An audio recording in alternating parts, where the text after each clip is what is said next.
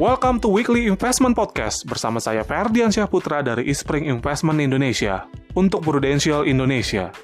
Sejauh ini, para ilmuwan masih kuat menduga bahwa virus COVID-19 yang telah terdeteksi muncul pada akhir 2019 lalu bermula di kota Wuhan, Provinsi Hubei, Tiongkok.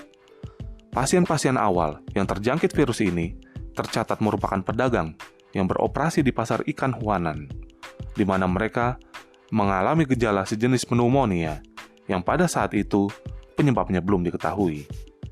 Seiring waktu, dengan pergerakan manusia yang semakin mudahnya bergerak dari satu negara ke negara lain, maka pergerakan virus ini keluar Tiongkok pun tak dapat terbendung. Kasus COVID-19 pertama di luar Tiongkok tercatat di Thailand pada tanggal 13 Januari 2020. Dan selang beberapa hari kemudian, tepatnya pada tanggal 21 Januari 2020, COVID-19 telah mencapai Amerika Serikat. Di kawasan Eropa, Prancis menjadi negara pertama yang mengonfirmasi kasus COVID-19 pada tanggal 25 Januari 2020, bersamaan dengan Australia yang juga mencatatkan kasus yang sama. Sejak penyebaran yang cukup cepat pada Januari 2020 lalu, hingga kini, di seluruh dunia, sudah terdapat 25 juta lebih kasus COVID-19 dari berbagai negara. Transmisi virus COVID-19 antar manusia dapat terjadi dengan berbagai cara, melalui percikan cairan saat seseorang batuk, bersin, berbicara, atau melalui udara dan permukaan yang terkontaminasi.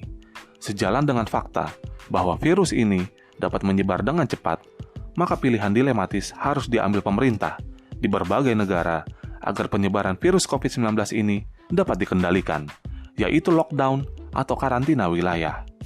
Konsekuensinya, kondisi perekonomian harus mengalami penurunan yang cukup drastis.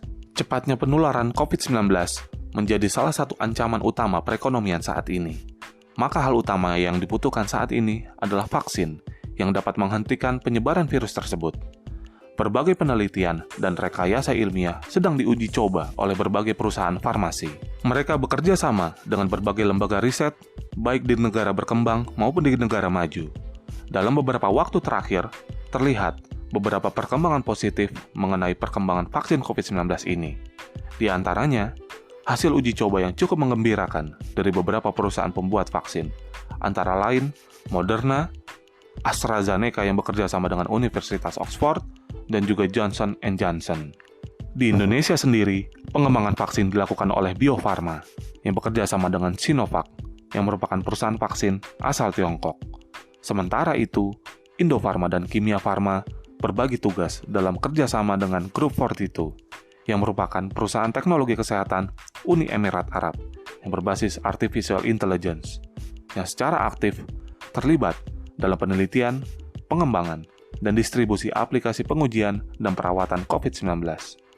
Presiden Jokowi pun sudah menargetkan agar vaksin COVID-19 ini dapat siap diproduksi massal pada kuartal pertama 2021. Perkembangan penemuan dan uji coba vaksin untuk COVID-19 ini tentunya sudah sangat dinanti-nantikan karena merupakan salah satu alat yang cukup efektif dalam mengakhiri pandemi ini. Oleh karena itu, ketika berita positif dari perkembangan vaksin COVID-19 ini diberitakan oleh media, maka akan direspon positif oleh investor di pasar modal di seluruh dunia, yang ditunjukkan dengan pergerakan positif yang terjadi dalam beberapa waktu belakangan di pasar saham, termasuk juga pasar saham di Indonesia. Diharapkan perkembangan penemuan vaksin ini dapat terjadi dalam waktu dekat agar pemulihan ekonomi dapat terjadi, dan tentunya memberikan dorongan positif yang lebih besar untuk perbaikan investasi di pasar modal Indonesia yang sempat turun pada beberapa waktu yang lalu. Demikian Weekly Investment Podcast mengenai sentimen positif dari perkembangan vaksin COVID-19. Semoga bermanfaat dan salam investasi.